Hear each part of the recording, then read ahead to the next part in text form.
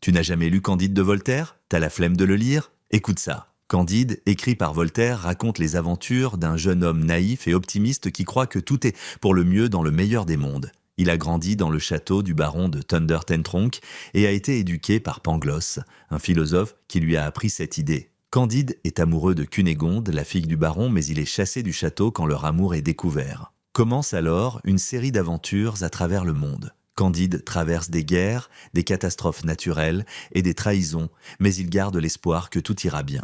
Il retrouve Pangloss, qui a survécu à une pendaison, et découvre que Cunégonde est vivante, bien que sa vie ait été très difficile. Tout au long de son voyage, Candide voit des horreurs, des massacres, des esclavages et des injustices partout. Il visite des endroits comme l'Eldorado, un pays riche et parfait, mais même là, il ne trouve pas le bonheur. Peu à peu, il commence à douter de l'idée de Pangloss, selon laquelle tout est parfait dans ce monde. À la fin, Candide retrouve Cunégonde, qui a beaucoup changé, et décide quand même de l'épouser. Avec ses amis, il s'installe dans une petite ferme. Il réalise que la vraie sagesse n'est pas de chercher le bonheur partout, mais de travailler dur et de mener une vie simple. Candide conclut avec une célèbre phrase « Il faut cultiver notre jardin ». Ce livre est une critique des idées trop optimistes et des injustices de l'époque, mais il montre aussi que chacun peut trouver son bonheur dans la simplicité et le travail.